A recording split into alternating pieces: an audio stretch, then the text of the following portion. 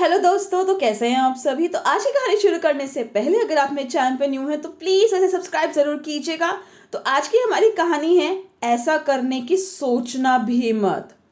आशा की शादी को साल भर ही हुआ था, पर लगता है जैसे सालों गुजर गए इस घर में रहते।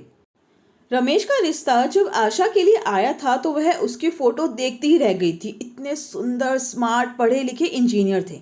आशा भी एक संस्कारी लड़की थी जो स्कूल में पढ़ाती थी। जैसे ही रमेश का रिश्ता आशा के लिए आया तो आशा के पिताजी ने रिश्ते के लिए हाँ कर दी। वह कहने लगे कि पास में है, उनका घर आधे घंटे की दूरी पर ही है, छोटा सा परिवार है, ससुर है नहीं, माँ बेटा रहते हैं, बहन पढ़ाई के लिए दिल्ली से बाहर गई हुई है। आशा अपने घर की बड़ी बेटी थी, उसके भाई नहीं था, 2 छोटी बहनें थी। उसके पापा का काम ठीक ठाक था, बस यह था कि मकान घर का था और नीचे वाले फ्लोर पर बर्तनों की दुकान बना रखी थी, बस गुजारा हो जाता था। लेकिन आशा के मम्मी पापा ने अपनी बेटियों को बहुत अच्छे संस्कार और शिक्षा दी थी। आशा जब ब्याह कर आई तो बहुत खुश थी। रमेश भी उस पर जान छिड़कता था। शादी को 3-4 महीने ही बीते थे कि आशा की सासू माँ का स्वभाव बदलने लगा। उन्हें बेटे का बहू के लिए प्यार बर्दाश्त ही नहीं हो रहा था। रमेश के लिए अपनी माँ की हर बात पत्थर की लकीर थी। एक दिन सासू माँ के सर में दर्द हो रहा था तो आशा उन्हें खाना खिलाकर दवाई दे अपने कमरे में आ गई। जैसे ही इतनी देर में रमेश ऑफिस से आ गए और अपनी माँ के कमरे में गए। थोड़ी देर में तमतमाते हुए आए और आशा को बोले कि मेरी माँ की तकलीफ हो रही है, ना उन्हें खाना दिया ना दवाई, बेचारी भूखी प्यासे बिस्तर पर पड़ी है और तुम यहाँ मूवी देख रही हो। और एक थप्पड़ गाल पर जड़ दिया। आशा हक्की बक्की रह गई। इतनी देर में सासू माँ भागी भागी आई, बोली, अरे बेटा क्यों मुझे बुढ़िया को बदनाम कर रहे हो, बहू कहेगी सासू जीने नहीं देती है। कई दिन आशा ने रमेश से बात नहीं करी। आशा जब स्कूल जाती तो मेकअप कर कर जाती ताकि उंगली के निशान किसी को दिखाई न दे। पर आशा की सहेली जो उसी के स्कूल में हिंदी की अध्यापिका थी, उसने वह निशान देख लिए। उसने आशा से पूछा। पहले तो आशा ने बहाना बनाने की कोशिश करी, पर वह नहीं मानी तो आशा को अपनी दोस्त को सब बताना पड़ा कि क्या हुआ था।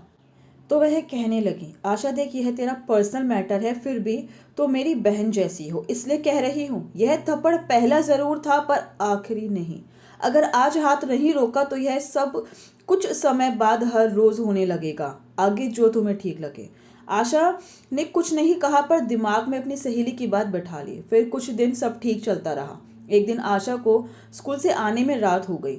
साथ में पढ़ाने वाली एक अध्यापिका के बेटे का एक्सीडेंट हो गया था। वह काफ़ी बड़ी उम्र की थी, काफ़ी घबरा गई थी, तो 4-5 अध्यापिका उनके साथ मदद के लिए चली गई थी।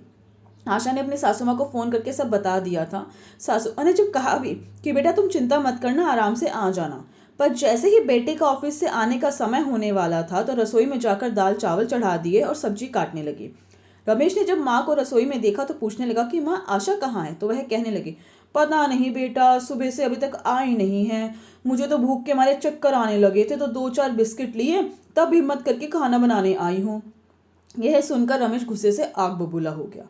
जैसे ही आशा ने घर में कदम रखा, रमेश उस पर फट पड़ा। यह कौन सा टाइम है घर पर आने का, कहाँ ऐश कर कर आई हो, शर्म, सारी शर्म बेच खाई है, ये कुछ बाकी है। वह जैसे ही आशा पर हाथ उठाने लगा तो आशा ने वही हाथ पकड़ लिया और कहने लगी, खबरदार जो ऐसी गलती करी तो, एक बार चुप रही तो क्या तुम इस बात का फायदा उठाओगे। आज तो हाथ पकड़ा है, अगली बार उल्टा थप्पड़ भी लग सकता है। ना कुछ पूछने की जरूरत, ना समझने की, जब मन में आया फट पड़े। क्यों मम्मी जी, मैंने आपको फोन कर कर बताया नहीं था कि एक अध्यापिका के बेटी का एक्सीडेंट हो गया है, उसकी मदद के लिए सारी अध्यापिका जा रही हैं। तो रमेश माँ की तरफ देखने लगा तो सासू माँ डर गई कि कहीं उनकी पोल ना खुल जाए। तो वह बोली, कहने लगी, झूठ मत बोल आशा, कब करा तुमने फोन, और मेरी भी उम्र हो रही है, हो सकता है मैं भूल गई हूँ। तो आशा ने कहा कि मम्मी जी, आज के बाद अगर आपने मेरे और मेरे पति के बीच में लड़ाई करवाई तो मैं घर छोड़कर नहीं जाऊंगी, अपना चूल्हा अलग कर लूंगी, समझे। उस दिन के बाद तो सासू माँ ऐसी डरी कि बेटे से सारी लगाई बुझाई करनी भूल गई कि कहीं बुढ़ापा अकेले ना काटना पड़े। आई होप दोस्तों कि आपको आज की मेरी वीडियो पसंद आई। अगर आपको मेरी वीडियो पसंद आई तो प्लीज़ उसे लाइक ज़रूर कीजिएगा, शेयर कीजिएगा। अगर आपने अब तक मेरे चैनल को सब्सक्राइब नहीं किया तो प्लीज़ उसे सब्सक्राइब ज़रूर कीजिएगा। Thank you so much guys मेरी वीडियो देखने के लिए।